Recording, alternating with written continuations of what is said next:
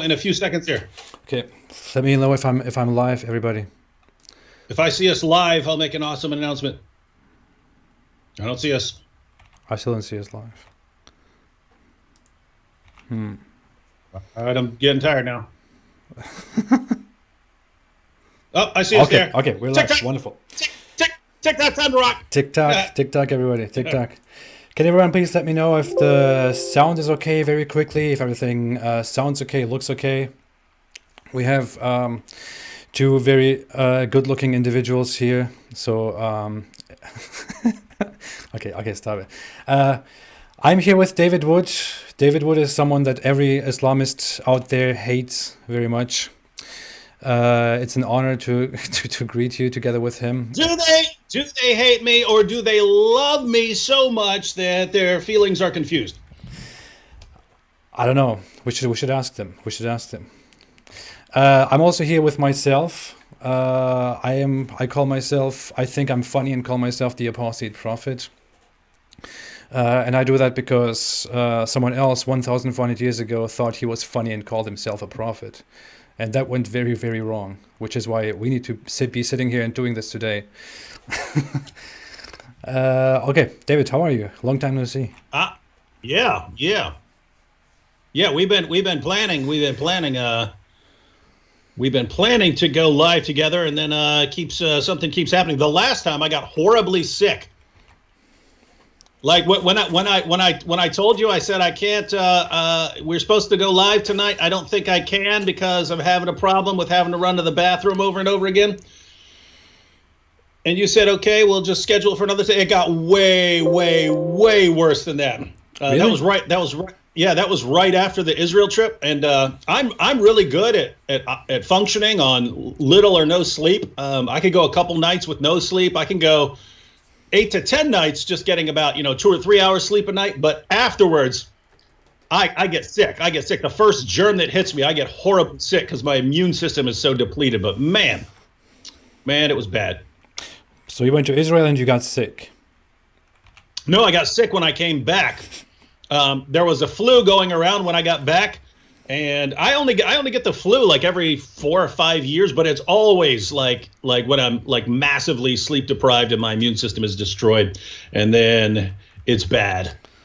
I don't know. To me, it sounds like you went to Israel and you became sick because Allah was very angry with you and Allah punished you for all the things you were doing. And I'm sure Muslim warrior here in the comment section will agree with me on that. So, no, yes, anything that you ever go through, it's because Allah is punishing you. What about anything that Muhammad went through? It's Allah blessing him in a really strange way. Yeah. Aisha said that she never saw anyone experience more pain and agony than Muhammad did. So obviously, if we're going to point to anyone and say, this guy's being punished, it would be Muhammad. But no, Allah's just blessing him. Of course. Allah loved him. Allah loved him so much that he punished him in it's a horrible way. I'm sorry that he made him suffer in such a horrible way for his own good. And because Allah likes it, that's how Allah does that. Yeah. Because whatever doesn't kill you just makes you stronger. So that's why Muhammad ended up with the strength of 30 men, right? I knew it was going to go there. Okay. So what were we going to talk about? Oh yeah, you better start with this horrible injury on my face. Oh, I'll come to that. I'll come to that very quickly. I know everyone's seeing that, but I want everyone to sit there in agony and wonder why you have such a terrible thing on your face. But before that, we wanted to go live on your channel actually tonight, and then we went on live on my channel, and that's because you can't stream anymore for a week. Oh yeah, I'm penalized for a week. Someone asked why I'm yelling. I didn't realize I was yelling because I have headphones on and there's no noise around me, so I don't realize how loud I'm talking. So I'll get that under control. Okay. But yes, I've been surprised that YouTube has let me get away with so many episodes of Muhammad's Boom Boom Room. none of them actually break any rules, but YouTube doesn't just block people for actually breaking the rules. They'll just block you for something they don't like and then say you broke rules. So I've been surprised that they let me get away with so many episodes. Well, this time they finally did it. Last night I posted Muhammad meets a Klansman. Muhammad meets a Klansman. So Muhammad met someone from the KKK, and then they found out that they agreed on quite a bit. They agreed on the Jews. They agreed on enslaving black people and things like that. They agreed on all kinds of things. And once the Klansmen found out that Muhammad was the whitest prophet in all of history, who bought, owned, sold, and traded black African slaves, and was hell-bent on destroying Jews, the Grand Wizard of the KKK converted to Islam. And then they got blown up, but it was by accident. Muhammad tossed his detonator and then blew them up. So that was the episode, and YouTube banned me for hate speech. They said that's hate speech. Now, notice the only hate speech in there are, one, you could say things that the Klansman was saying were hate speech, but that's us making fun of the Klansman. As far as the things Muhammad was saying, they're teachings of Islam. So they would be saying that Islam is full of hate speech. So anyway, I don't know. I don't think they do a very good job of being able to know the difference between making fun of hate speech and committing hate speech. So I appealed it, but you only came on YouTube pretty recently, AP. I remember when the appeal system actually worked really well. I would win like probably 90 to 95% of the appeals. People would false flag my stuff, and I would appeal it and stuff like that, and I would win the vast majority of them. That's totally reversed now. Now it's just almost impossible to win an appeal if you don't have some like connection or some way of winning, some way of getting through to them, being able to put some kind of pressure on them. You just lose, even if it's just totally ridiculous. So basically we are in a situation where you apparently cannot make fun of Muhammad's claim that his followers are going to go around killing the Jews until, Jews are hiding behind rocks and trees, and the rocks and trees are calling out saying, hey, there's a Jew behind me, come kill him. You can't make fun of that, or you're guilty of hate speech for making fun of it. So just a sad world that we're turning into right now. Yeah, the funny thing is, YouTube is supposed to be a platform where you publish movies and short movies, where you publish in movies and short movies include every kind of genre, and those also include satire, and people publish stuff like that all the time. But the problem is, it is then not about Muhammad and the KKK. Probably, and that's why that goes through. But you can publish satire about completely insane stuff, about very hardcore stuff that people just shouldn't see, and all kinds of stuff is on YouTube. But when it comes to this, then YouTube suddenly has a problem with that. This is it is crazy. Yeah, and it's just you and me, right? You're an atheist, I'm a Christian. We can sit here blasting away at each other, making fun of each other's ideologies all day long. As soon as we toss Islam into the mix, suddenly, it's hate speech. It's interesting. Yep, absolutely. Okay, let's come to the elephant in the room, which is you have something very terrible on your face. Oh yeah, that's a. Let's see if you guys can see this here. This is a pretty decent. I just got this yesterday, so this is after one day. But this was. You were beaten up by Islamists, as far as I've heard. No, this is the octagon, man. It's the octagon. The octagon, underground, not that UFC crap. We're talking underground stuff. But I guess it was several weeks ago. I posted that I'd had a biopsy because I'd had this, what I thought was a mole for years that I'd been burning off with acid because I just thought it was an annoying mole that kept itching and bleeding. Turns out moles aren't supposed to itch or bleed. It was cancer. And I just been burning it off with acid for years. So I only made any sort of announcement. That's something I wouldn't normally just even mention, because it's that, guys, that kind of skin cancer is not it's not going to kill you. I mean, unless you just let it sit for a long, long time, it is very slow growing type of cancer. So it's not the sort of thing that's going to kill you. I wouldn't even mention it.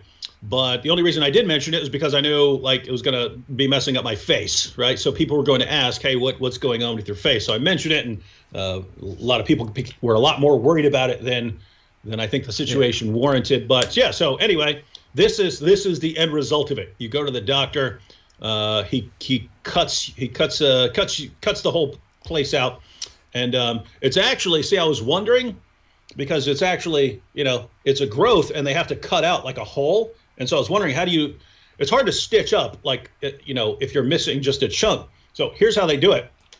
Just so everyone knows, I got some paper here. So I was wondering, like, if you cut that out, how do you stitch that up? Because it doesn't hold well together. You put a stitch in there, stitch is going to break it. So I asked the doctor about that, and he says, no, well, yeah, this is what we have to cut out. But when we actually cut it, we cut like this. Yeah. We cut like that. And so we cut this entire section out. So this is not cancerous here, but we have to cut that out because then you can squeeze that together and stitch it up. So that's why you have this sort of long scar, even though it was just kind of one spot there. But yeah, they go ahead and cut that out. And so they chop that out. And now it's gone. And worst case scenario, I got a little scar here. But again, octagon. Well, people love it. People say it looks very cool. It looks very nice, David. It looks amazing. People are in love with your scar, as far as I see in the comment section right now. It almost makes me. I have awesome scars all over. I don't know how well you can see that now, but I have pretty dope scars. But yeah, no cool ones on my face. I hope this one stays like this, and people can start calling me. I can make a Scarface Apologetics. Apologetics. That could be my backup channel for when YouTube inevitably bans the one I have now. This is. And then when they ban me, I can say they're banning me because of my scar. Yeah. Anyway. Yeah. So this is Allah punishing you again, and you this time noticing that, and getting rid of Allah's punishment directly on your face and walking away with pride. This is amazing. So Muslim warrior, take this. Hey, George Home said, everyone is saying David Scarface Wood, David Scarface Wood, Scarface, Al Pacino Scarface. As soon as I saw David Wood, Al Pacino Scarface, I had a flashback to some rap lyrics. It was way back in the day. You're talking like 92. So anyway, you remember the Fab Five, and it goes, why, oh, why did I drink cappuccino? Scar upon my face, but I'm not Al Pacino. It's the Fab Four. People probably, I have no idea. No, well, you were in Germany that time, so you can be forgiven.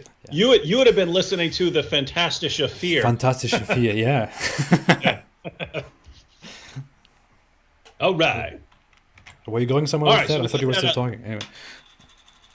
What? No, I'm going nowhere. So we're done. Scar, that'll heal up.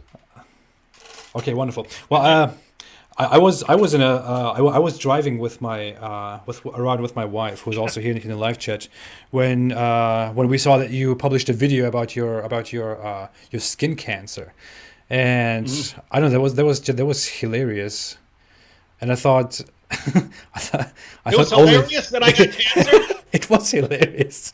I thought only David Wood could publish a video about having skin cancer, and then the video is just comedy, and everyone is just laughing because it was funny. People are asking for your hillbilly accent. Oh, which one? I got several. I don't know. They're asking for some. Oh, they probably mean that KKK one. Oh yeah, that was one. Okay. Yeah. Basically, I just recall people from like childhood, growing up in like mountains of West Virginia and stuff, and like, and then I just put them up to an extreme, right? So this guy had kind of a weird accent, and I'll just send it up to an extreme. But yeah, the KKK guy did sort of this high pitch, and you didn't see it. You didn't see it, did you? I watched like a little bit of it. I thought I'm gonna watch the rest later, and then Okay. Yeah. So basically, the ongoing joke we were really trying to drive home all this stuff about Muhammad because we bring it up Uh-huh. over and over again. About the whiteness of his thigh and the whiteness of his armpit and the whiteness of his stomach. So what we would do is every one of those would get repeated 3 times. Muhammad would say it, and then the Klansmen would say it in shock and awe, and then Muhammad would say it, and we would have the source up on the screen. So Muhammad would go, "My followers talked over and over about the whiteness of my thigh." And he would go, "The whiteness of your thigh," and then it would, "Yes, the whiteness of my thigh and the whiteness of my cheeks," and you go, "The whiteness of your cheeks," and we just kept doing that. So that was kind of the ongoing joke there. And it was like the main joke throughout it was just Muhammad saying something and then the KKK guy repeating it. And the only other joke we had kind of was at the end when Muhammad asked him if he's ready to recite the Shahada. And Muhammad goes, "Now repeat after me. La ilaha illallah." And the guy goes, "What power?" And he goes, "Muhammadur Rasulullah." "What power?" And then Muhammad praises him for his pronunciation of the Shahada. Yeah. All right. It's sad it's gone, but you have it on BitChute, I believe. I posted that on Facebook. So yeah, it's on BitChute. BitChute. One of the things I need to work on is their search function sucks. You've had trouble searching for stuff. Actually, go to one of my recent videos that I posted, and you can find a link to my BitChute channel in the description for anyone who wants to go over there and see it. I can just post it here in the description too after we're done. Yeah, I'll do that. I quickly want to say something. Daniel Soldat in the chat is saying to me, this always comes up, when since I'm an atheist and you are a Christian and we sit together and we talk about stuff and we are quite cool with each other and we don't bash each other, then it always comes up how you should convert me to Christianity, or I should talk with you about how bad Christianity is, or I should beware not to become a Christian and all that stuff. So I just want to quickly I just want to quickly say, we talk. I mean, there is no problem with sitting together. This is actually what should be happening. What should be happening is that an atheist and a Christian come together and reasonably talk about things, despite being in complete disagreement about their worldview and their beliefs. This is how it should be. There are a lot of people outside who don't think that this is possible because they believe person A believes in something, person B believes in something different, and they think I cannot sit together with person A and have a normal conversation because he believes in that, I believe in that. But that's just not how it's supposed to be. I don't think that way. David Wood doesn't think that way. Us sitting here together doesn't mean that I'm gonna attack his Christian beliefs, or I'm gonna make him an atheist, or that he's gonna convert me to Christianity and that I'm gonna be a Christian now and get baptized tomorrow. That's not how it's going to go. I will still not be a Christian at the end of this conversation. Some might find that great, others might find that sad. No, that will take several conversations, but whoa. No, I always go. Well, my view is it's if there are like 1,000 topics and we disagree on several of them, it doesn't mean we don't agree on others and that we can't agree on those other topics, or that because there are these couple topics that we disagree on, even if they're absolutely essential to our worldview and things like that, doesn't mean we can't agree on other things and acknowledge areas where we actually agree. There's a problem of recent political situations and what's going on in society that, this person thinks this, therefore he's your enemy, and you have to completely condemn him in every way. Look, if I'm in a room with AP and a Muslim, then if we're talking about Islam, me and AP are going to agree on a lot of things. And it's going to be AP and David agreeing on the problems of Islam. If the topic comes up of whether miracles are possible, then I would actually end up agreeing with the Muslim and disagreeing with AP, and it'd be a different conversation. If it came down to certain Christian issues and whether something is false in Christianity, the Muslim and AP might agree in criticizing that. So I don't see a problem here, ladies and gentlemen. There is not one single person in this entire world that I agree with everything on. None, zero. Absolutely, absolutely. We both agree So we that have this. go. Oh yeah, I was just going to point out that what's important is that we can actually still get along pretty well, because if we all just separate from everyone we have a disagreement with, then guess what? Nothing is ever going to get done in any way, right? Never going to accomplish anything. You're never going to move forward in any way if we all just say, "Oh, I have to separate from everyone I disagree with." Yeah, yeah. And if we ever have a huge problem, we'll end up having a cage fight. That's what we talked about before. David Wood and I are going to have a cage fight if it ever comes to a disagreement, and I will beat him. But That's funny. but until then, we agree that the Quran is a horrible book, was terribly written, is extremely agonizing to read. It is so terrible. We agree that Muhammad was a very problematic character, to say the least. We agree that the Islamic belief is a belief that makes absolutely no sense, that is very, very ridiculous, and that often serves as a piece of comedy. But outside of that, we get along very well. So, dear Muslims, I hope you don't have a problem with that. Everything is fine. To my beliefs, I always said I have my reasons not to believe, and that's fine. I might soon even make a talk about that. Some people think I should talk with David Wood about this, but I just don't think we should be having that conversation. Like we shouldn't go down that road, because obviously I would yeah, that wouldn't end very well for David here, and I don't want to. No, I'm sure if we did something like that, it would either be like private discussion, or yeah, of course. if we wanted to discuss something, it would actually be set up to where we would actually have a discussion of certain arguments for or against the existence of God, something like that. And guess what? We'd be friends before the conversation. We'd be friends after the conversation. Absolutely. And we'd still get along, because that's the kinds of guys we are. Absolutely. Everything would be fine. So, where does the sun go at night, David? Well, you've got it obviously goes under Allah's throne, but before that, then it goes in the pool. Goes in the pool way out west. So, do we have a map for that, or no? I'd like to see some pictures, especially when you put it all together, all of the claims from the Quran and the Hadith and the Sirah literature. When you put all the claims about the universe together for Islam, you basically got down, way down at the bottom.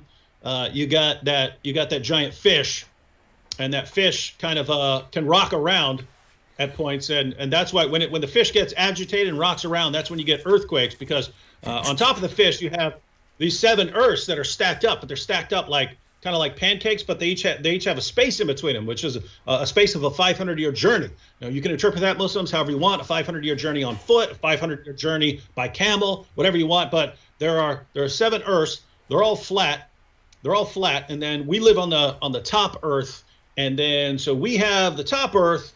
And in order to sort of steady the top earth when that fish gets agitated and starts rocking around, Allah put down mountains that function like tent pegs to sort of hold us in place. And so that's the purpose of the mountains there. And then you have, of course, the sun and the moon, which are kind of chasing each other around this top flat earth. And then the sun goes down into a pool and then comes up out of another pool way out east. And then on top of that, you have these kind of 7 domes that are like these solid structures, because according to the Quran, they would fall on you if Allah didn't hold them up. So you have these domes, and each one of these is another 500-year journey apart. And then so above the 7th dome, you have these 8 giant mountain goats, that each one of which is as tall as one of the universes, one of these dome structures. And then above that you have, I think, a sea, and then above that you have the throne of Allah. And so that's what you get when you put everything together about the universe, and then you look at that, and this is supposed to be the miracle of Islam, that Muhammad got everything right. And you look at all that and you say, what did Muhammad get right here? The only things that he got right about the universe were things that any 6-year-old could have told. Yes, there is a sun. Oh, yes, there are stars, or things like that. So the only things Muhammad got right were things that, again, any 6-year-old could have. Yeah. And then, the things he got wrong were every possible thing he could get wrong. Everything he could conceivably get wrong, he got wrong in every possible way. And so this is the main evidence that Islam is true. So if that's your main evidence, if your main evidence is this amazing picture of the universe, wow. And of course, the Muslim response is the miracle of reinterpretation, right? All of these crystal clear claims that are obviously false, you have to reinterpret those, and then you take all these vague claims that aren't saying much of anything, and you twist them into saying something about modern science or something like that. And that's how Islam goes, ladies and gentlemen. Ladies and gentlemen, absolutely. Thank you so much for giving us all the information that we needed about the Islamic sky and sun. And I tried to help you here very well by showing where exactly what is. This is where the sun comes out. This is where it comes out. It rises over a people who had no protection against the sun at the time. And then this guy called Zulkarnain came along. He saw that they were exposed to the sun directly because they're very close to the sun, because it comes out right here. And he made a barrier for them, and so that they could protect themselves from the sun. And when Zulkarnain then walked over somewhere to the west, very, very far, I don't know where. It could be here at the tip of the broom, or it could be over here at the tip of the broom, and that's where the sun goes into the muddy spring. What it most likely does is it performs the ablution, because in Islam you have to, before you prostrate yourself before Allah, before you pray, you have to perform the ablution and wash yourself. So the sun goes into the pool and washes itself, most likely. That's what happens there, and then it goes after that and directly prostrates itself under the throne of Allah.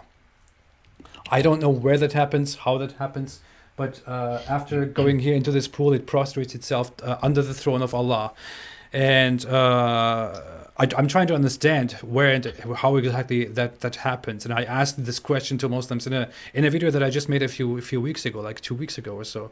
I just asked them, show me please, where exactly does the sun go? Where exactly does the sun prostrate itself under the throne of Allah? And they didn't give me a response to this, and I'm mad.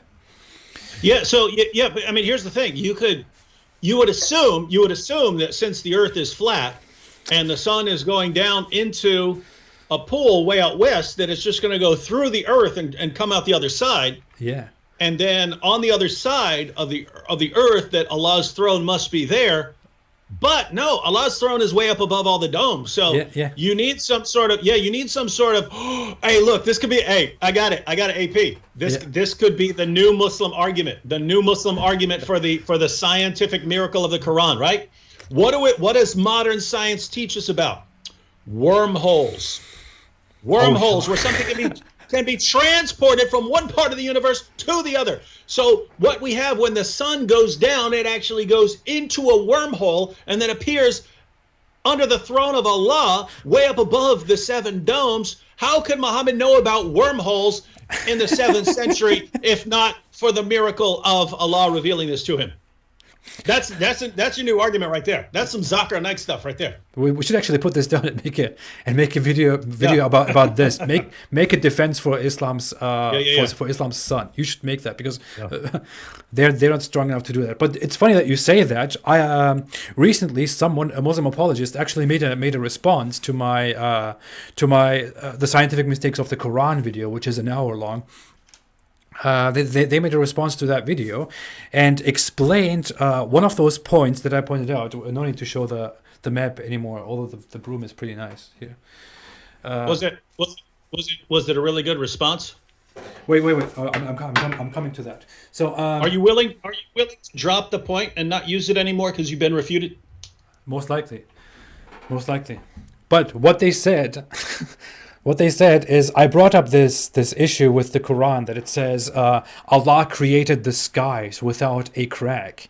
Allah made the skies without any crack, any damage. The Quran says it, and I was pointing out how that makes no sense, because the sky is not a solid object that could have a crack or anything alike. So this Muslim apologist made a response to that point and said, well, we cannot know whether the sky could have a crack or a hole or not, because in the end there are wormholes. And Oh, nice. and then they moved on, and I thought, wait, what?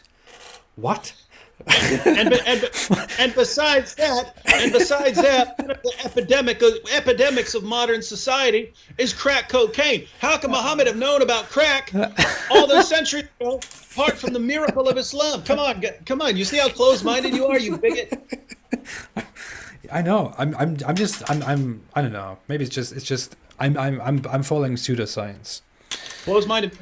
Close-minded enemy of Islamic scientific progress. This is it. This is what I am.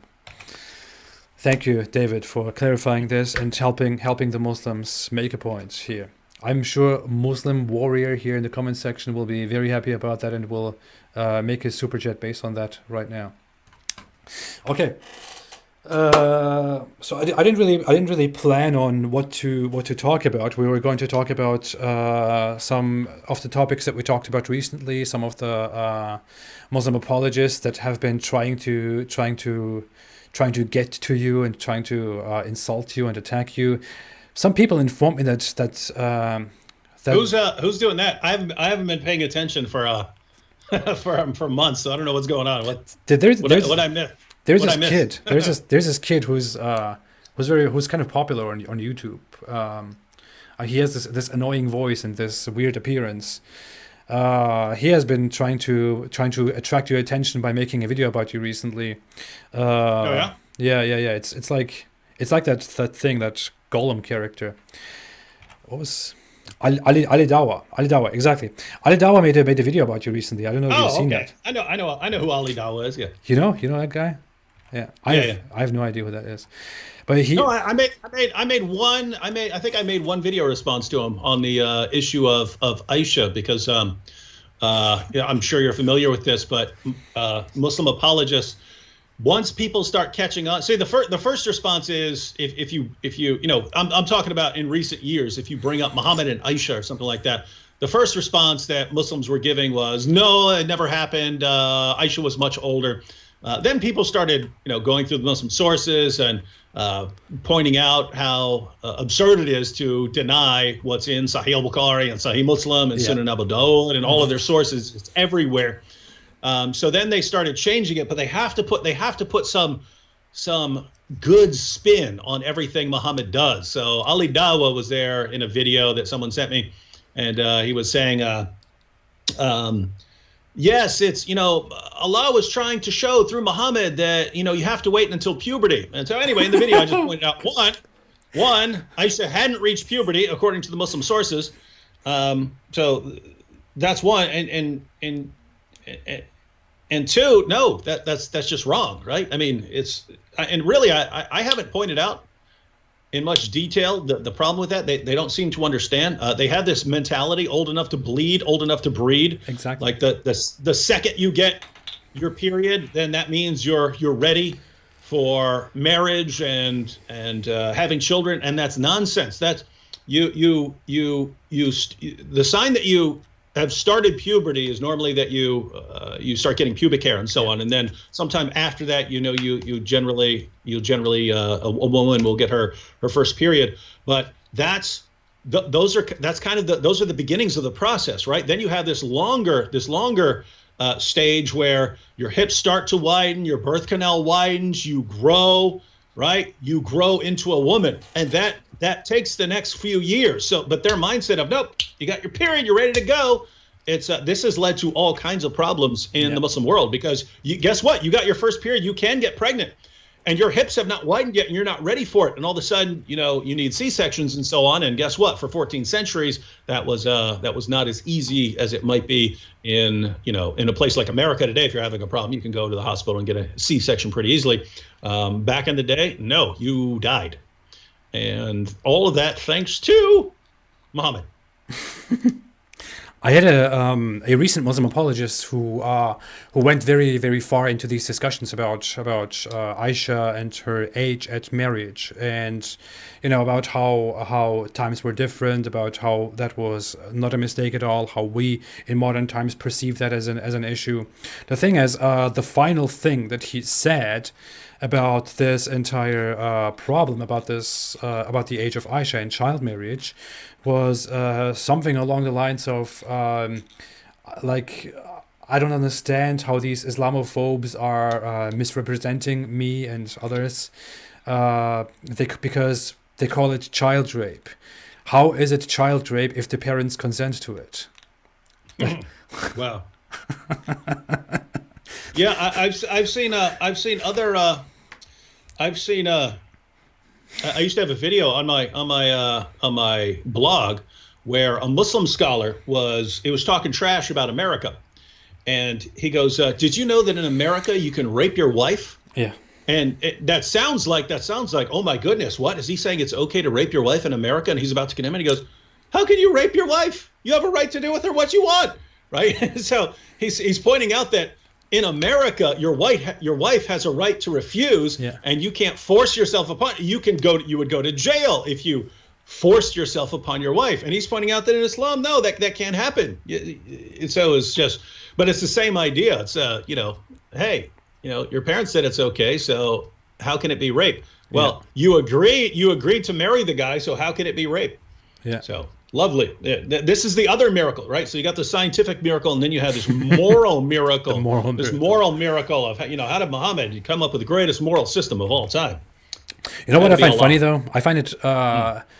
I just enjoyed whenever we talk about this topics like these, about the whole child marriage thing, especially if Muslim apologists get involved and try to make a point, try to defend Islam from our criticism. I actually get a kick out of this when they make these defenses, these arguments in defense of Islam, and try to argue that Muhammad's marriage to Aisha was no problem at all. Actually, every second that we spend talking about this is totally is good. It doesn't do them any favors. It is good for us. It makes our point, because every second we argue about this, we are actually we are talking about Islam, and what we are talking about is child marriage, child rape. People who see these discussions, people who come from outside and sit down and see these discussions, see that we are talking about Islam, and people who defend Islam defend child marriage and try to explain child marriage. So really, every second that we spend talking about this topic is a second well spent for our cause, for the criticism of Islam, in order to enlighten the world about what a bizarre thing we're dealing with. Yeah, and it always, any topic you're going to bring up where all of the responses involve deception, or just a huge moral problem, right? Because again, the first response is no, she was much older than that. And then it's, Muhammad was waiting for her to reach puberty when, again, she hadn't reached puberty. Or even if we granted that, even if we pretended that she had reached puberty, the response is, you see, he was trying to show everyone that you have to wait for puberty, in which case he did the worst job ever, because it doesn't say that she'd reached puberty. And all the sources we have say that she hadn't. And in the Quran, Surah 65, verse 4, it allows sex with prepubescent girls, allows you to marry a girl, have sex with her, and divorce her all before the age of puberty. So again, if Allah is trying to make a point about not having sex until a girl has reached puberty, then he did a really, really horrible job. Not surprising, since according to Muslims, Allah is the worst communicator of all time. And then, beyond all that, even if you granted all of that, it's still medically false that once a girl has reached puberty, then she's ready to get pregnant. No. Her body is developing. She needs at least another few years to grow into a woman. So everything they're saying is wrong. Everything they're saying is false. And as a rule, if everything you can, I mean, if everything you have to say in order to defend your prophet is false, that is a problem worth addressing over and over and over again. Yeah, yeah. And we shouldn't even be discussing whether consent played a role in this or not. But the funny thing is, if we really wanted to go to sink to that level and talk about that for a second, it wasn't really consent. It was basically Muhammad telling them that he saw her in his dream, and that basically that this was an instruction by Allah. That Allah wanted this marriage to happen. So there couldn't really have any objection have happened. This was basically Muhammad forcing this to happen, and which is not uncommon. Because we also see in later sources during his marriage to Zainab, for example, who is who was married to his son-in-law. Yeah, I'm sorry, to his adopted son. I did it again. I confuse that. I still confuse. I confuse stepson and son-in-law all the time. So I have to like actually stop and think. Wait, which one's which? Yeah, I do that too. I don't know. Something goes wrong there with the wires. But we also see there in that narration that after the marriage happens, or while it is happening, he says something like that if Allah and His Messenger have decided something, then the people have to follow it and to obey, and that they cannot object. He basically says that about his marriage to Zainab. So there is a pattern. This is not an uncommon thing. Muhammad has this habit, or if you believe in Islam, you could say it is normal in Islam that Allah does it. But if you look from the outside, Muhammad clearly has this habit of forcing these marriages. Yeah, very, very disgusting things to talk about. Hey, look, Muslim Warrior there says Jesus is gay, never married. You see this? These guys, they claim to respect Jesus, and the first opportunity they'll start attacking him. Lovely religion there, and that really makes a point, because you can kind of tell, right, that Islam claims to respect all of these things and respect God and respect the prophets and so on, but as soon as you start digging below that surface of, oh yeah, we respect all these guys, you find blasphemous nonsense about everyone, and Muhammad is the one glorified. Everyone else is somehow put down as completely incompetent or a fool or something like that. It is so ridiculous. I made a thing recently. I don't know if you've seen it. I made a video called "The Cult of Muhammad." I basically tried to explain how Islam is built around venerating and literally worshipping, or virtually worshipping, Muhammad, and putting him above all the others, which is a concept that has never existed in Abrahamic religion. And I mentioned it there too, that Muslims are supposed to take these prophets as people who just call them to God, to call them to worship and to obedience and this and that. But they go far beyond that and put Muhammad above everyone else and virtually worship him. And I saw so many responses from Muslims and Muslim apologists saying, well, how could you say that? We respect all of them. We definitely respect all of the prophets. Muhammad doesn't. Muhammad is of course a little bit special, but it's all just talk. It's all just nonsense. It is literally a cult of Muhammad. That's what's happening there, and that is completely inconsistent with Islam's own theology, which claims that Jews and Christians have worshipped their priests, and that Christians went astray and worship a prophet. And then Islam comes along, supposedly calling people to putting all kinds of veneration and everything aside and concentrating on God. But then it demands everyone to not only to follow, not only to believe in Allah, not only to testify that there is no Allah, no God but Allah, but also to testify that Muhammad is the truth. And that Muhammad is perfect, that you need to follow Muhammad, that you need to obey Muhammad, that you need to take his words as fundamental laws for every part of your life. It is there. It is just undeniable, and it's so obvious from the outside. So it really looks hilarious when Muslims make these defenses. Yeah, I mean, you're absolutely correct, and you pointed out Surah 33, verse 36. So that's the chapter where you have the issue of Muhammad and Zainab. It's the same chapter where adoption is abolished in order to justify Muhammad taking his adopted son's wife, since that was frowned upon by everyone in all of history.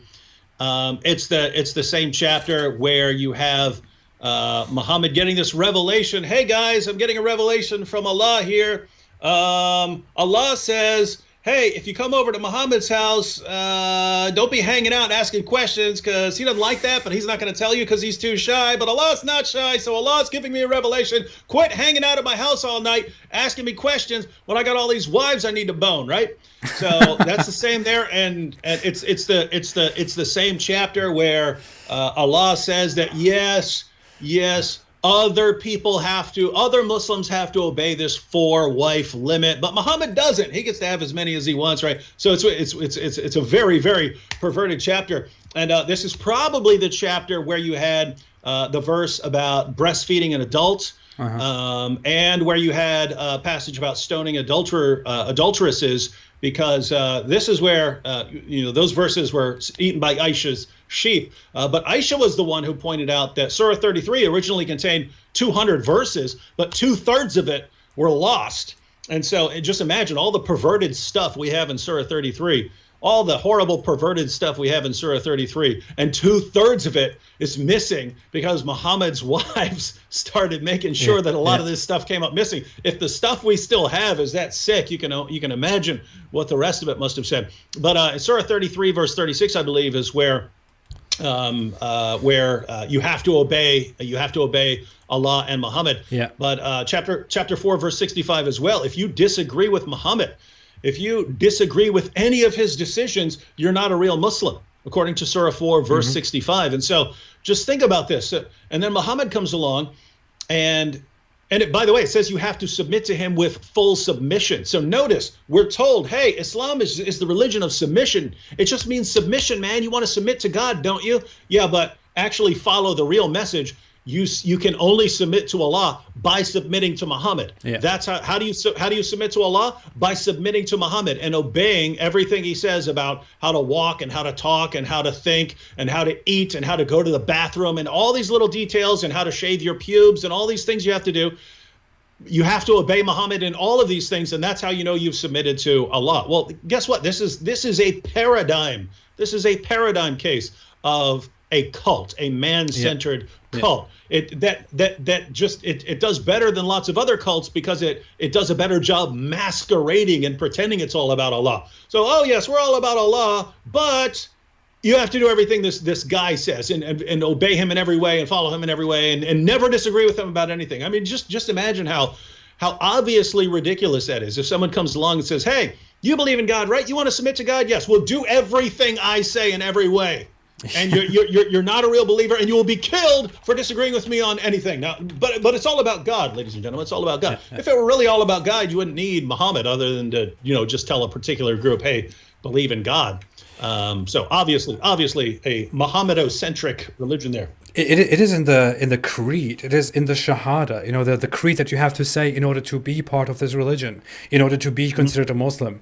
When you make the creed that everyone has to say in order to be considered a Muslim, you say that there is no God but Allah and that Muhammad is his messenger. Why do you say that if it's only about Allah? And I love to bring this up, but what can Islam give to a Jew? What are you going to say to a Jew? What will you say? You're following the wrong religion. You're supposed to believe in one God. Well, I do believe in one God. Well, okay, but you're also supposed to accept Muhammad. What fantastic. Why would a Jew listen to you?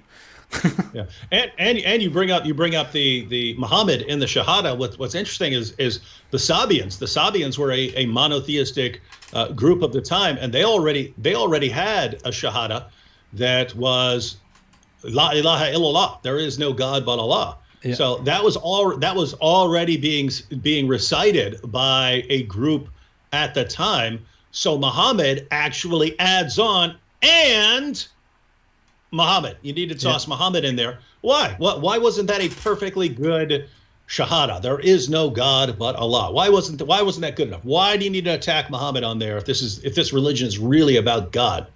You know what this reminds me of? I like to believe that Muhammad wasn't as sick as it turned out eventually.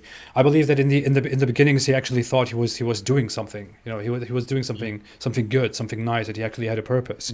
And in the beginnings he thought that what these polytheists in his surroundings with their weird, wicked practices were doing was wrong, and he had to call them to something better and change society for the better. And he liked monotheism. He liked Abrahamic religion. He liked how Jews and Christians practiced their religions, and he attempted to change his society into that as well. But in the end, he ended up first calling them to God, and then making all of them slaves of himself. And this just reminds me of numerous examples from history where we see political figures, political leaders who want to change society for the better, and claim that we are all being oppressed. We are being mistreated. We need to do something. You need to help me, so I rise up and make this society better, and I will give you better rights. I will give you better circumstances, and this and that. And then you raise this figure up and make them a controller, a ruler of your society, and then he has too much power and starts being ruthless and being all that evil that he has propagated against before, Then he starts controlling everybody and being a tyrant, expecting obedience from everybody, making sure that no one can ever get rid of him, and all that stuff. That's what Muhammad reminds me of. Muhammad reminds me of the communist dictators who rose to power by claiming that they were being oppressed, and everyone was living in very poor circumstances, and they would be the ones who would make everything better, who would make society better, who would help. And then they rose to power and they started oppressing everyone, being tyrants and turning themselves into gods. And that's basically what Muhammad did too, just in a different part of history, in a different way. Yeah, if communism had been able to convince everyone that God was on their side, and that everything they were doing was, going around and subjugating people and crushing people and killing people, if that was all actually the will of God in their new religion, they might have actually won. They might have actually won. Yeah. You know what I mean? It's communist. It can give you an advantage, right? Like if Muhammad goes out and he says, "Hey guys, we're gonna go over there. We're gonna kill all these dudes. We're gonna take all their stuff. We're gonna rape all their women. We're gonna enslave everyone who's left. Who's with me?" That has been a powerful message for many civilizations down through history, for many tribes. That's been a powerful message. If you add something to that message, oh, and by the way, God wants us to do with that. God loves us when we go kill all these people, take all their stuff, rape all their women, and then if you die while you're doing that, you go to paradise and you get even more women, virgins, that you get to spend all eternity deflowering, and Allah is going to bless you with an eternal erection, so you never have to stop. It's wonderful. You add that to the message, and wow, that is going to spread really, really rapidly, because it appeals to all the worst parts of human nature. And they have big eyes and big breasts, and they have very, very white skin, and they even have transparent skin. You can see their bones through their skin. What kind of? I need to break that up in one of these videos about Muhammad being obsessed with whiteness as as the most beautiful. Like so white you can see right through it, right? So white it's invisible. Nasty. It is incredible. And you can see the marrow of their bones. Yeah. I want to see some chick's bone marrow. What the heck? Anyway. I still want to make a video. I still want to make a sketch where we play Muhammad, and Muhammad basically promises to one of his followers all these, how these virgins in heaven will have all these features, and he listens to what men want, and he tells them exactly what they want. That's probably how it went. But how could you possibly believe? I was a Muslim back then, and I was told from a very young age. I don't remember. I don't want to do it injustice. I don't want to say it was as a child, but I remember that I was being that I learned very early that that after our death in heaven we would receive virgins. You know, that is messed up. I was probably still a child. I was probably at least an early teenager or something, and I learned that after I die, and if I'm righteous, then I will go to heaven, and I will get virgins from my Allah in heaven. How do you think that made me think about women? How do you think that made me think about sex? It is extremely absurd. And by the way, for the ladies who are watching, especially Muslim ladies who are watching, keep in mind that your husband still has you as his wife in paradise, but you'll be competing with all these specially designed sex machines. So there's that. But so think about how this works, right? So you got a couple of different kinds of men here, and some men you say, hey, if you die serving Allah, doing what he says, then you have a pretty good chance of going to paradise, and you're going to get all these virgins, and you're going to get to spend eternity deflowering virgins. Isn't that what you want, right? And some guys will say, yeah, especially they've been conditioned to think this way about women and girls. And so some guys are like, yeah. And then some guys are like, what? That's what all this is about. That's the end game. That's the end of the road for people who really want to focus on God their entire lives, is we're going to spend eternity deflowering virgins. And for those guys, no, it really means grapes and raisins. That's what it means when you get these houris in heaven and so on. So, okay, so it's not talking about any perverted stuff. When it talks about your virgins with swelling breasts, it really means grapes with swelling breasts and raisins with swelling breasts. That's what it really means. And so some guys are like, oh, okay, there. But some people are like, no, this doesn't make any sense. This is just, there's something wrong with all of this. And then those guys, you just chop their heads off. Unless you can get somewhere where they can't chop your head off. So we're all glad that you made it someplace where you're not going to get your head chopped off, AP. Yeah. Why would you get grapes in heaven? Why would Allah promise you grapes? 72 of them, baby. 72 of them. Don't eat them all at once, because you're not getting any more. It's your eternal ration of grapes. Someone said, do they change colors? Do you mean the grapes or the virgins? The thing is, you said women would be competing with those virgins in the sky. It comes up, women ask this question, or you ask this question. As a man, you ask this question, well, okay, but what about your wife? You have, especially in today's times, if you grow up in today's times where it becomes increasingly normal that you have one wife, and even in many Muslim communities, it becomes normal that, by perverted Western standards that you actually like a woman, and then and then have a marriage with this woman, and you don't have 4 wives, you only have 1 wife. Of course, this question comes up. Well, won't the wife be jealous? And then there's this common explanation, which is, well, you will be in heaven, and in heaven you won't have jealousy. You will not feel jealousy, so you'll be fine. Okay, your husband will be having sex with all those numerous virgins, and you will be hanging around doing some whatever you do in the sky, and you won't be jealous. So everything will be good. Yeah.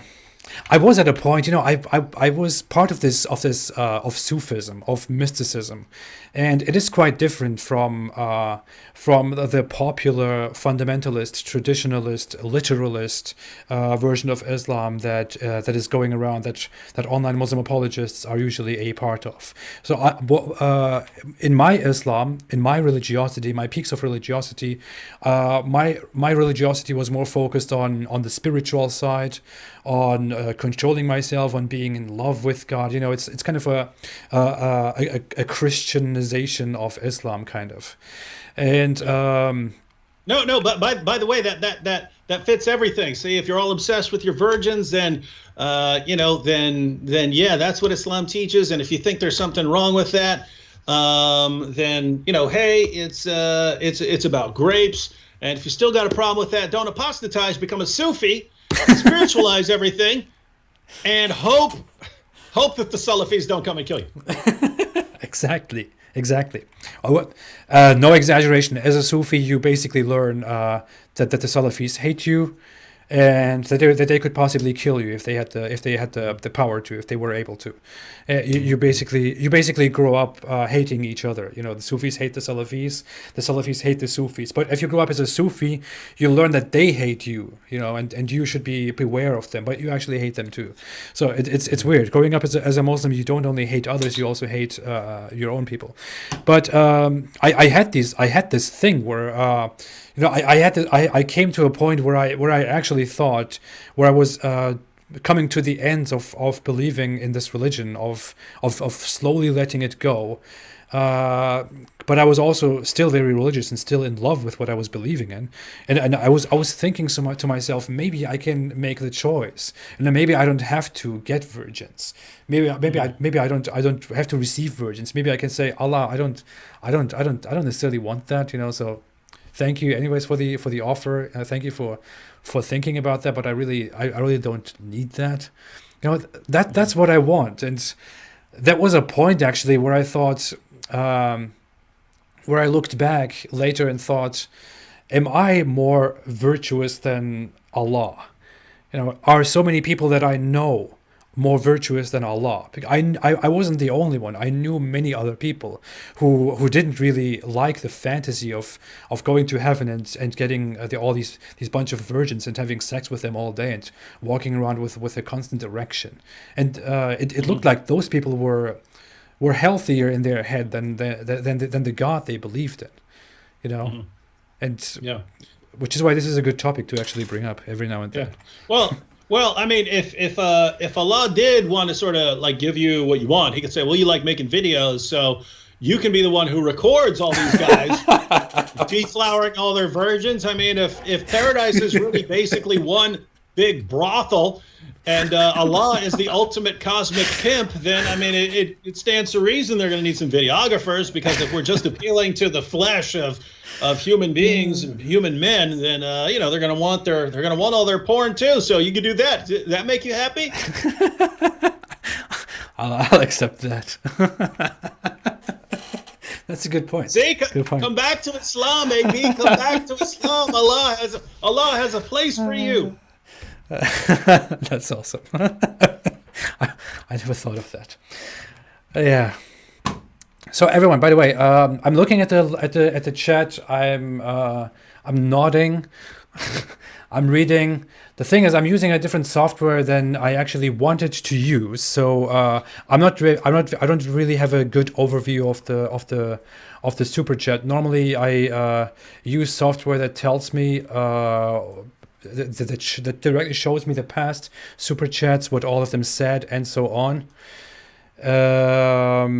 Unfortunately, I don't have the ability here right now, which is why it is very hard for me to keep track of the super chats. So if there were questions and I missed those, then I am really deeply sorry. Normally, I really try to keep track of that. Next time it will definitely be better, because I'll try a different software. This time I was just forced to use something that I originally didn't want to use. But I appreciate all the super chats. I appreciate all the comments, all the compliments.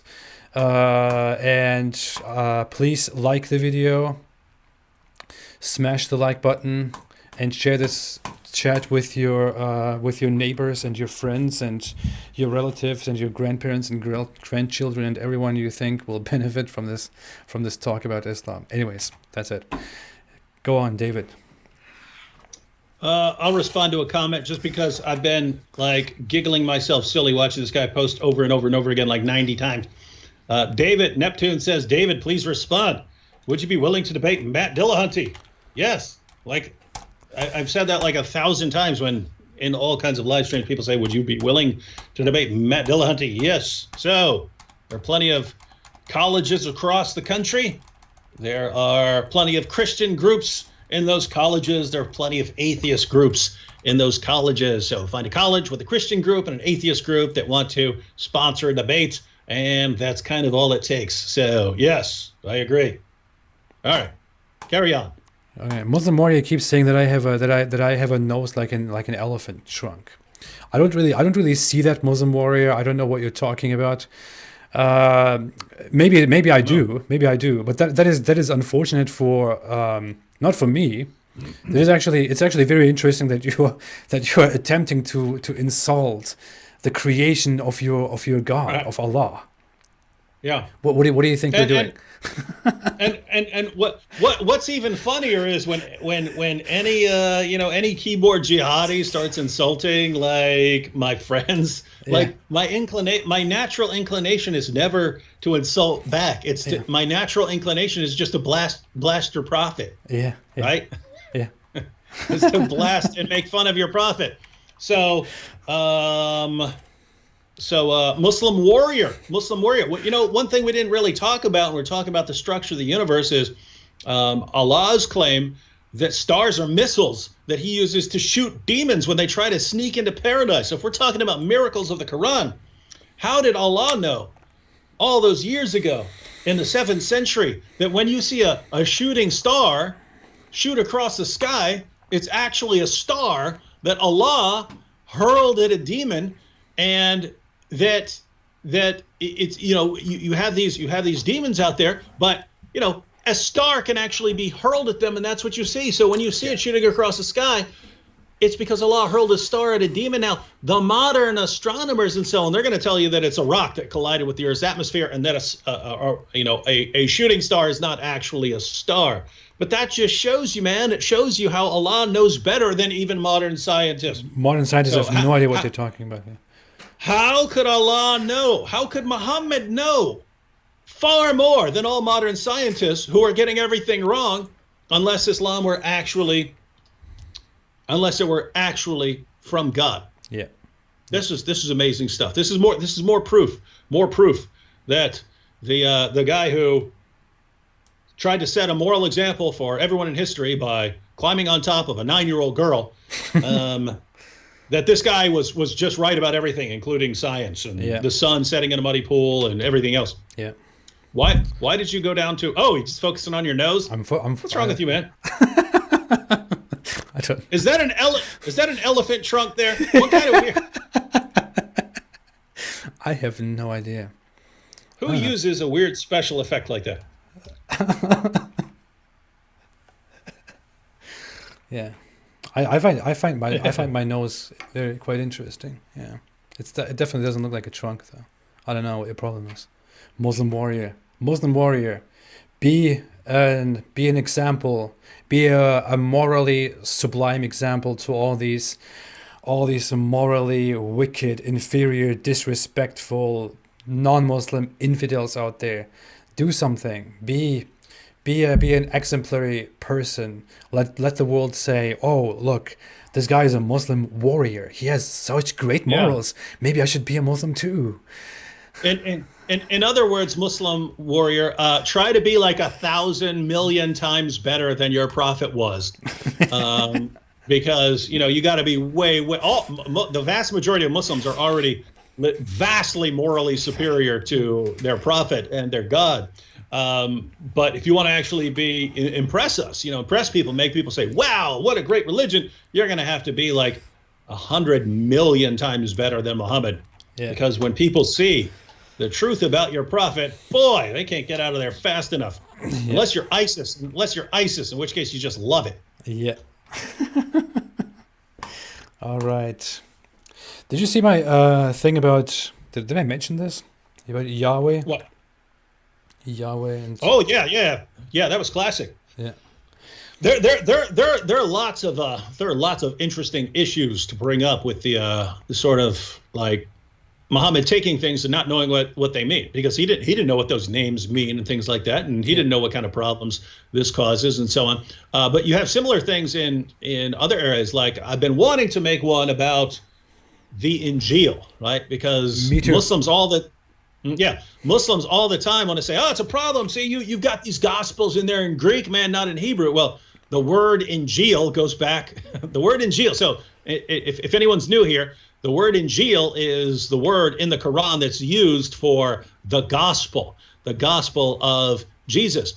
But Injeel is an Arabic word that goes back ultimately to the Greek word euangelion, right? Because it's a transliteration. In different languages, you don't have the same letters and you don't always have the same sounds, and so you can sort of you do the best you can in mapping one word onto another language.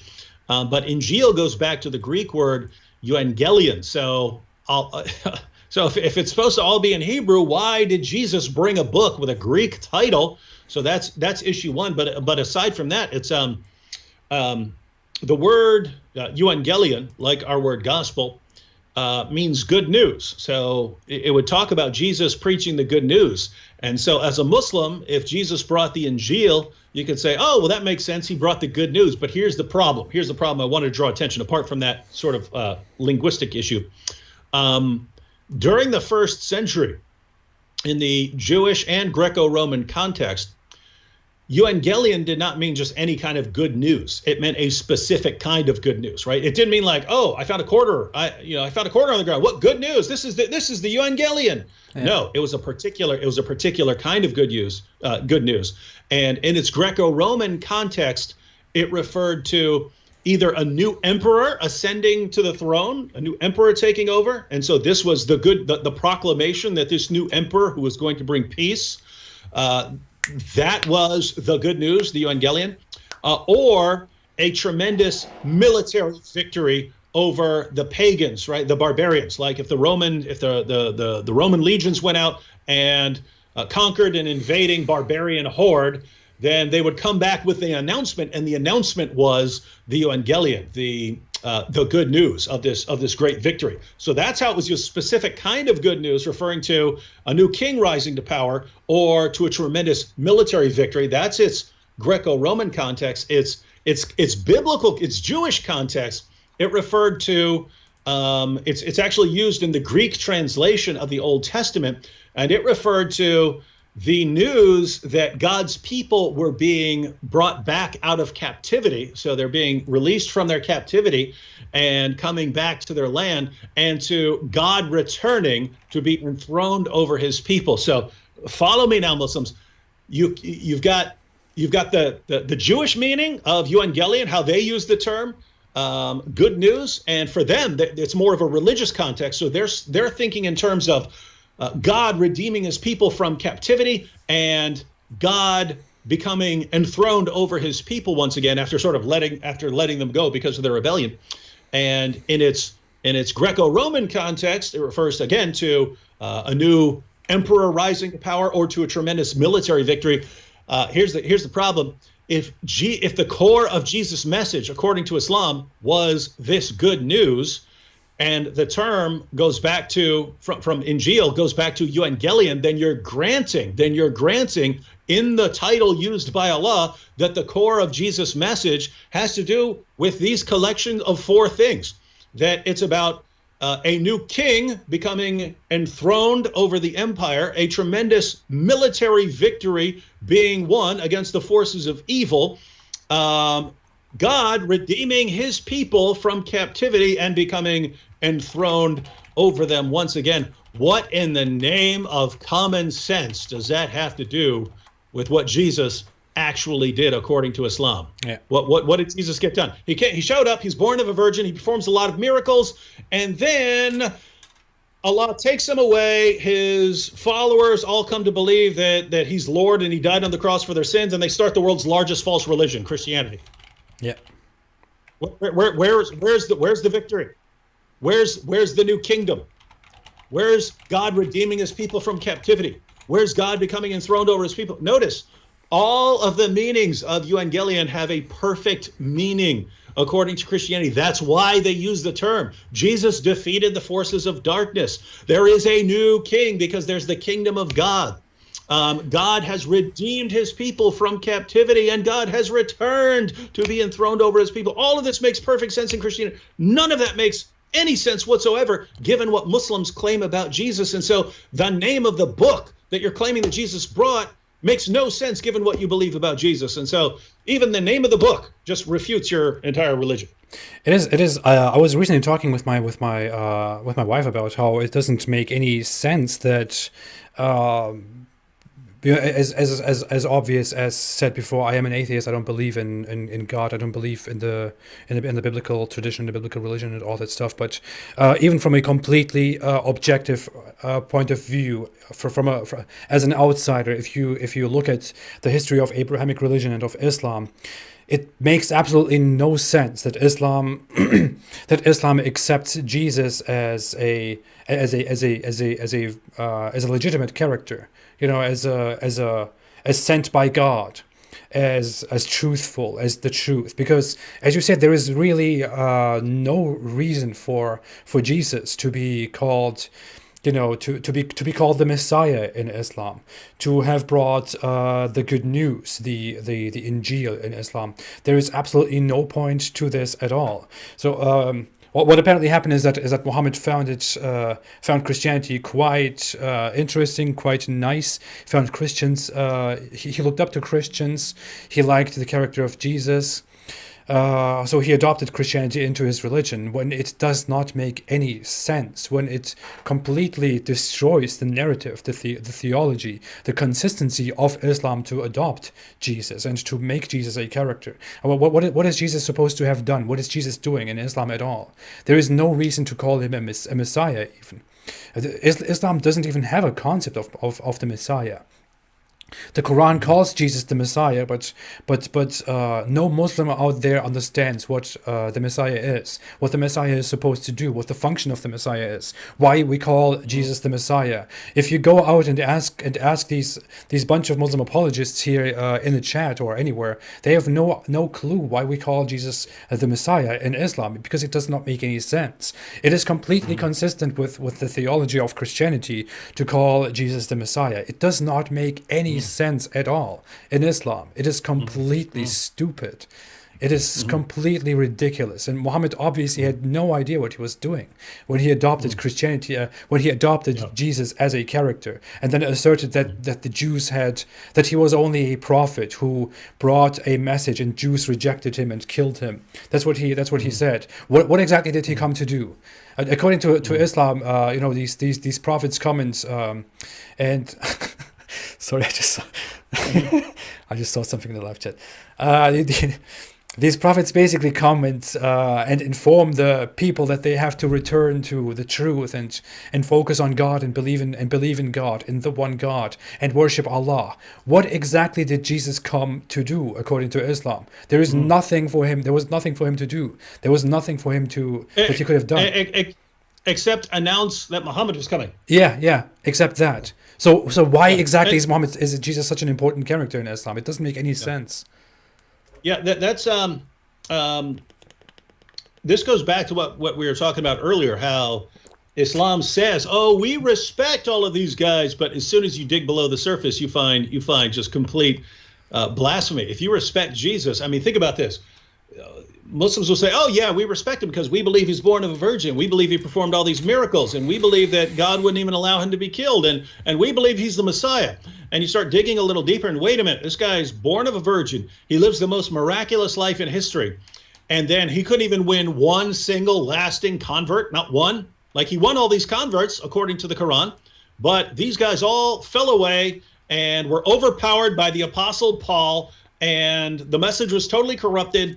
And all that you have by the time Jesus is done, you only had two kinds of people. You had people who were bowing down and worshiping him as Lord, and you had people who rejected him. All the people bowing down and worshiping him as Lord, according to Islam, they're all going to hell. All the people who rejected him, they're all going to hell. So everyone's going to hell. That's the result of what Jesus did. And then we have to wait 6 centuries for Muhammad to come along to fix this giant mess that Jesus made. And these guys are claiming that they respect Jesus. Islam is one massive insult to Jesus. And notice that is exactly what you would expect. You can't expect this, AP, because you're an atheist. But from a Christian perspective, where we're taught that there is this core message, the gospel, and that false teachers and false prophets are actually going to come along and they're going to corrupt this message. This is my goodness, you couldn't be a more perfect false prophet than Muhammad. I mean, he Yeah. comes along. Yes, I agree with you on God. I agree with you on Jesus. I agree with you on the virgin birth. I agree with you on the miracles. I agree that he's the Messiah. I agree with you on everything, except he's actually the biggest failure ever at anything.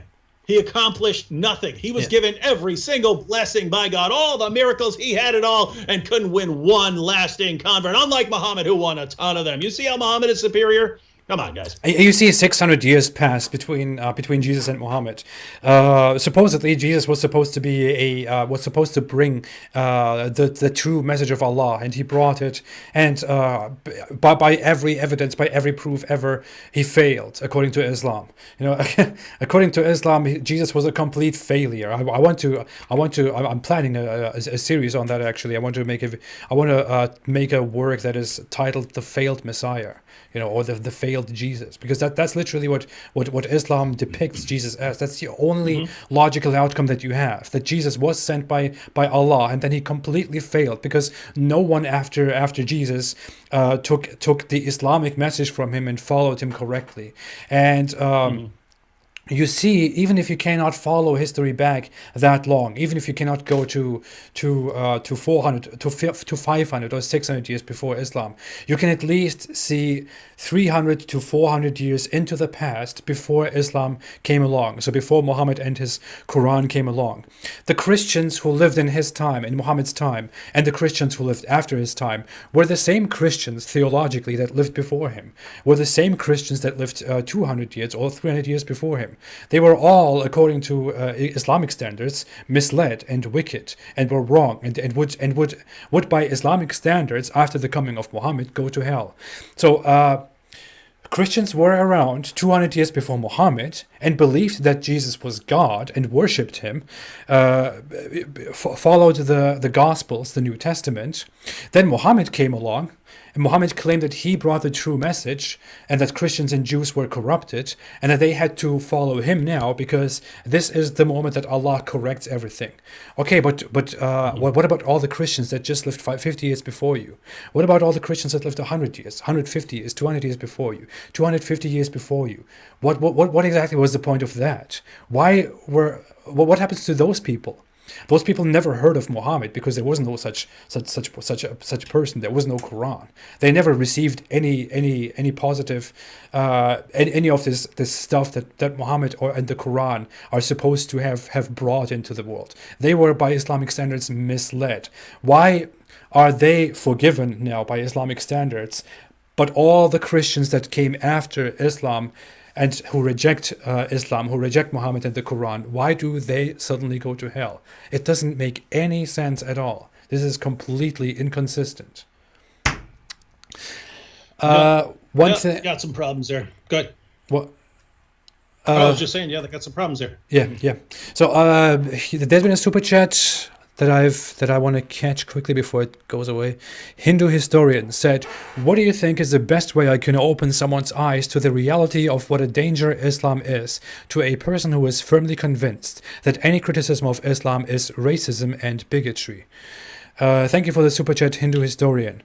It depends on whether you're talking about someone who is a Muslim or who is not a Muslim. What do you say, David? Depending on what kind of person you're talking to. I'm normally, if you're trying not to flip someone out. In lots of my videos, I don't care if I'm flipping someone out, but how I talk in my video is very different from how I would talk to a person one-on-one. If I were talking to some person that I've just met, I'm not going to start blasting away on the issue of Aisha or something like that. One thing I do if I'm talking to someone and I'm not trying to upset them or something like that, especially if they're the sort of person who's going to start freaking out about racism or something like that, I would normally run the conversation by questions. What do you think about this? What do you think about that? What would you think if such and such and such and such? If I wanted to get some information into a person's head, especially if this is a Muslim or someone who thinks he knows Islam or she knows Islam, something that you could do is, let's say you take an article from Answering Islam on Aisha. So let's say you wanted to get the information about Aisha into someone's head, but you're not trying to upset them at that point. You say, look, um, you you understand Islam. I was wondering what you think about this issue. See, I was reading this article, and it's about Muhammad and Aisha, but it's written by an atheist, or it's written by a Christian. Or you can go with a video and say, I was watching this video by this guy who calls himself the Apostate Prophet. He's a real jerk. He's super insulting. He's condescending, but he's giving lots of sources. So I was wondering if you could watch that video and give me your perspective, because I don't just want this angry atheist perspective. I would like to get a variety of perspectives, because I'm diverse in my thinking and I want a variety of different views and so on. I especially would like the Muslim views. So I was wondering if you could watch this argument that he makes and these sources that he gives and give me your response to it. Notice there's nothing to get offended about, right?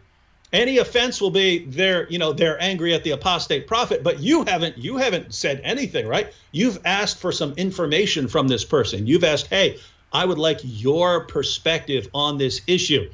And so I would kind of take that approach if I, didn't want to upset someone. I would ask could you give me your feedback on what the Quran says here? And notice you don't have to put AP or me or anything else in there. You can.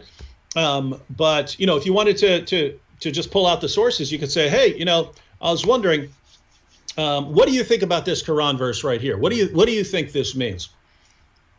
And then just whatever they say, then ask another question. Notice if you just keep asking questions, you have not put your foot down and attacked anything or condemned anything. You've just been asking questions, and you've been asking for this other person's perspective. But guess what? After you do that a few times, after you say, hey, what do you think this means right here? When it says right here in the hadith that Muhammad had sex with a 9-year-old girl. Could you, and by the way, I wouldn't even say that, right? I would just say, hey, I was wondering what you think about this. Could you read this? Put it right in front of them, let them read it, right? You haven't said anything. So what do you think about that? What do you think that means? And then they'll give their response, and then just ask another question. So, so you think you think that's okay because it's a different culture? So would you say that, it could be okay, and depending on the time that, it's okay to have sex with a 9-year-old girl in certain contexts and stuff like that. If you just keep asking questions, they're gonna be so desperate. The sort of person you're talking about is gonna be so desperate to defend Islam that they're just gonna keep burying themselves with nonsense, right? And just let them do it. Just keep asking questions. Just keep leading them down that trail of their own defense, and then just, wow, okay, well, that's interesting. I wouldn't say that, but okay, thank you very much, and leave. And then guess what? Now they're going to be walking away going, whoa, I'm freaking defending sex with prepubescent girls. My goodness, right? And let it eat away at them. Yeah. So those are my thoughts. Thank you. That was very thorough. Yeah, I think you said pretty much everything. Okay, wonderful. Thank you. Is there anything specific that you want to talk about, David, or do you think we should slowly look to end this? Yeah, we should probably be wrapping up. We could do it again. We need to get to the point where we're we do this like once a week. Yeah. One thing I was thinking, it would be good, since people basically have been supporting us on Patreon for a while and stuff like that, where we can ask people on Patreon, hey, if you have any questions you'd like to address, bring them up here in Patreon, and we take a screenshot of it, and then we can respond to the questions and things like that. Any topics they'd like us to cover, we can respond to those live, and do that for first part of a live stream, and then for the next part, open it up to everything from the chat, and that way, Yep, absolutely. We could do that. We decided so often to make it every week, to make it more often, but something happens. It doesn't work out. We should really do that. This is really great. I truly enjoy having these talks. Sometimes I feel kind of uncomfortable going live by myself, but when we can sit here and talk together, it just goes very well. I enjoy that. Anyways, thank you everyone for joining. Thank you so much for your comments, for your compliments, for your participation, for liking the live chat, for being here, for existing, for being born, and all that stuff. Let me see that super chat quickly. What do you guys have to say to all the truthful prophecies from Muhammad that have been coming true? You guys are blind to the truth. Islam is the truth. We are at the end of the conversation. I really don't want to go into prophecies right now, but it's a I could give two quick responses. yeah.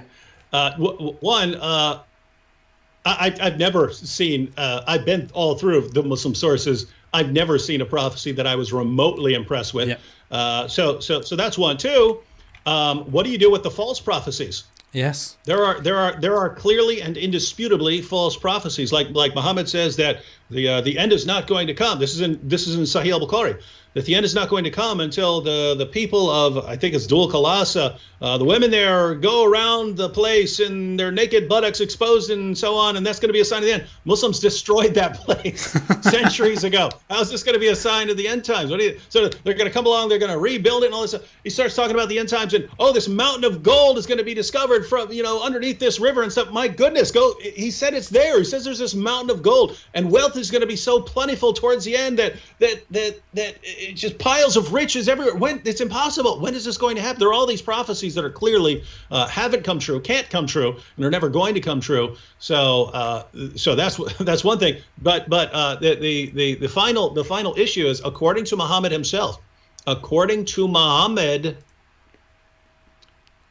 false prophets speak true things, because the demons, the jinn, they sneak into paradise and they hear what Allah is saying about the future, and then they go to the false prophets to tell them stuff, to give them information about what's going on in the future in order to mislead people. So if, according to Islam, prophecies can come true, false prophets can deliver true prophecies because actual spirit beings heard Allah's plans for the future, and so they're going and delivering true information about God's plans for the future, but they're delivering the information to false prophets. Then how can you say from an Islamic perspective, oh, these prophecies of Muhammad came true? Again, I'm not aware of these prophecies, but these prophecies of Muhammad came true. This proves that he's a prophet, when according to Muhammad himself, getting prophecies right does not mean you're a true prophet at all, because Absolutely. Even false prophets can do that. That is so, a Sahih hadith. Yep. There is more to that. I mean, if you want to look at it, if you really want to look at all the prophecies that Muhammad made, and you want to look at what he got right, then you should focus on all the things that he got wrong. What Muslims usually do is, as you pointed out, they take these prophecies that look like they happened. It looks like it happened. It actually didn't. Like something related, something similar happened, or something that could be understood as close to that happened, and then they accepted this as a prophecy that turned out true, a miracle by Muhammad, and then they think, oh, okay, this is great proof that Islam is true. There are so many things, like I'm pretty sure there are several hadith that are about how the Muslims will fight the Romans before the end of in the end times, or before the end of the world. Muslims will fight the Romans. The Romans have disappeared very, very long ago. I don't know if you are in any way familiar with history. The thing is, what Islamic scholars make of that now is, well, Romans refers to Western people. It refers to Christians. And that's what it means. That's what they make of it. But what the prophecy itself says is so dumb. It is inaccurate. It is nonsense. The Romans don't exist anymore. And there are so many examples to this. Just look into it. It is that's cherry picking. That's a very great example of cherry picking. If you want to say that there are prophecies that have been fulfilled that prove that Muhammad is a true prophet, that is completely cherry picking. So don't believe in stuff like that. Believe in reason. All right. Thank you, everyone. Thank you so much. Not a verse said, is kissing a giant like genitalia stone racist? Yeah, take that too. Thank you so much for your super chat. Poop Zombie, thank you also for your super chat. What is with all these names? Thank you all so much. Thanks for joining. Thank you, David, again for being here. We should do this again soon. I would say my best advice to all of you for all times, for all eternity, will always be stay away from Islam.